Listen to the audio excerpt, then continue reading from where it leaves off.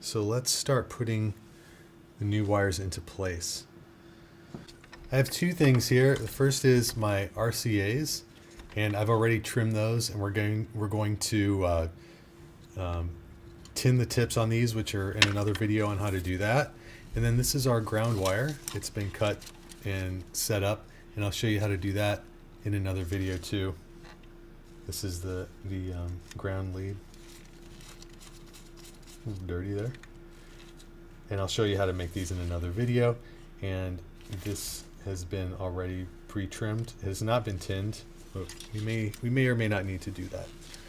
Okay, so first let's install the ground wire.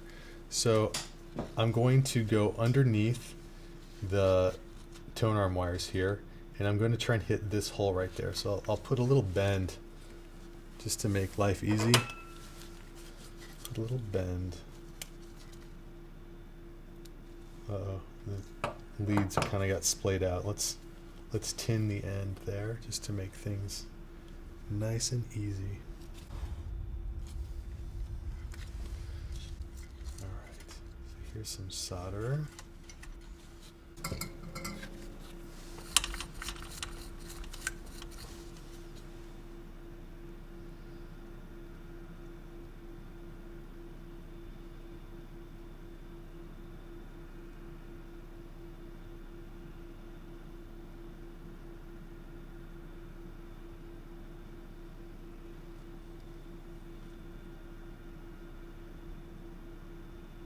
Okay, looks good. Let's try that one more time.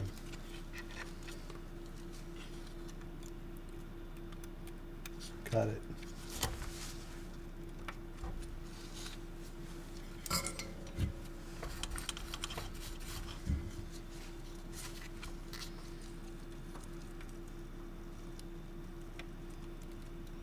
So a little heat goes on there. Oops.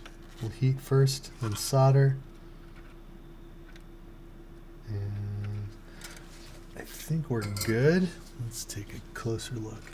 Yeah, that looks good. So that terminal can get pushed down, and then this ground wire, I'm going to just kind of tuck it down here for now. We'll come back to that later. And now I'm going to connect my wires here. Now there are two different boards that were used over time with Technics, and one of them, this one is one of them, actually requires a bend in the wire, which is really annoying. The newer ones just gave a straight path from the ends of the lead into the point where we're going to tie down the cables, but these are not. So I'll show you the trick that I use. First, I'm going to separate these two wires like so. And on my wires, or I should say for the DJ Fix shop wires, the line designates the left channel, and the left channel is over here. So going from here to there, we have the left channel cold, the left channel hot, the right channel hot, the right channel cold. And if you haven't seen the other videos, the cold is the shield part of the cable. So I'll show you that in a moment. So I'm going to actually cut the left side a little bit, or I'm sorry, the right side a little bit shorter, since it's going to be bent. And you can see right now, if I try and lay that wire on there and give it the bend, that one side sticks out more than the other one. So we're going to trim it. Oop, I want to cut my fingertips off. That would be bad. Okay. And now I'm going to start with the left side here. So I'll do the old kind of nip and pull. Oops. And the same thing over here on the right side. Nip and pull.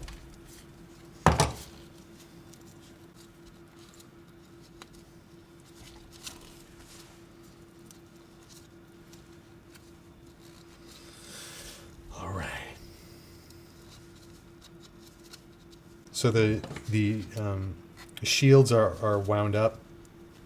We'll tin those in a minute, and then for now, I'm going to remove the primary conductor, the middle conductor here, the shielding, I mean. I'm going to remove that and then twist these up. Twist, twist. Looks good. All right, let me grab my helping hands.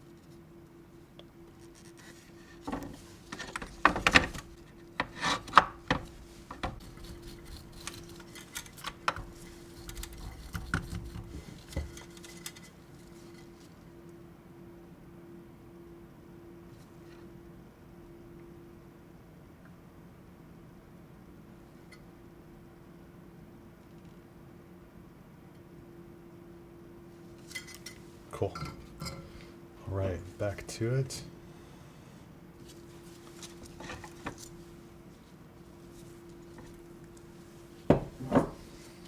Okay, so here's the trick on how to make this bend. I mean, you could just brute force it, but we got more grace than that. So let's do it graceful. So first I'm going to melt a little solder onto the left cold. All right, check that out. So here's my left wire. I'm going to give a little bend. Put a bend in my right wire as well, because we'll need that to be bent in a moment. And I'm going to lay the shield, left channel shield, onto that solder as I melt it. Now, I want to move pretty fast. I don't want to wait too long, because with solder there's rosin in there that helps the solder flow. The rosin is actually made out of, as far as I know, it's a tree sap. And it will burn off if we dwell too long with our soldering iron. So I'm moving pretty quickly here. I'm going to just kind of get it all hot together with the wire. Sometimes it plays nice, sometimes it doesn't, and then I just hold it as still as I can. You always want to, you try not to move your solder joint as it's cooling. It cools very fast, but still move quickly. If there's motion in there, or if there's any sort of movement while it's trying to cure or solidify, you'll get a cold solder joint. So we don't want that. All right, so I think I talked right over my point. So because we did that, look at where the left channel hot connection just ended up, right there on the pad, right where we need it. So that's great. So I'm gonna come down with the iron, put some solder on there, boom, done. All right, now this is kind of where we negotiate this little corner here. So there's a couple things that I can do. You may find a trick that works even better, and let me know if you do. So I'm going to try and get the right channel shield into place, and that will pull, hopefully, the hot connection into place too. So we'll do that. It's a little bit long. I'm going to trim off some of the shield now. And I think what we'll do is melt some solder like we did the first time around. Let's get our tip clean. I'm going to melt solder, not hang out too long there with the iron. And now that the solder is ready to go, I'm going to just kind of be quick about it. Melt the solder, and with the iron tip, kind of move my lead into place.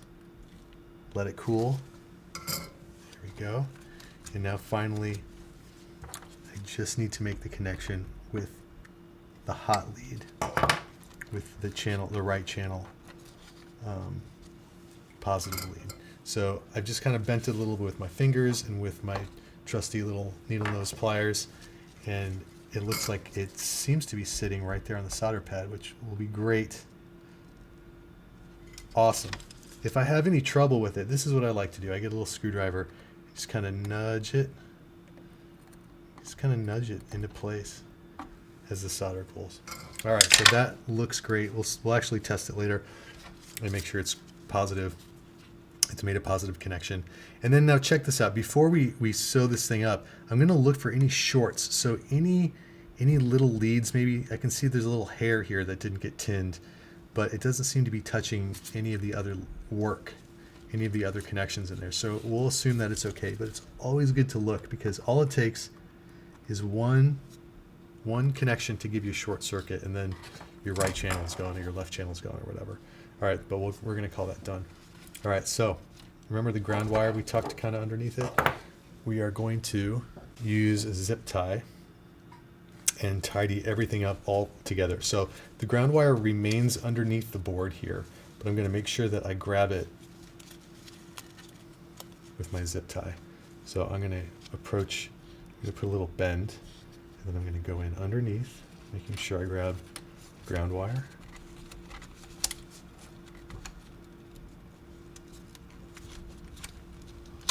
Oops. Being very mindful of those little tone arm wires. Okay. And now I can use a tool to kind of pull. I like to use my fingers to hold it in place.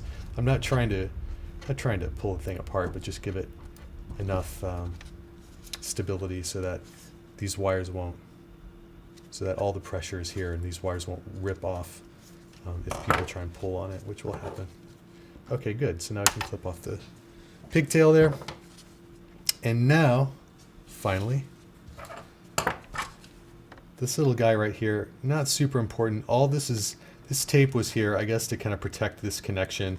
So I'm going to just kind of put it back on top. I never really sweat this. I don't really see the point.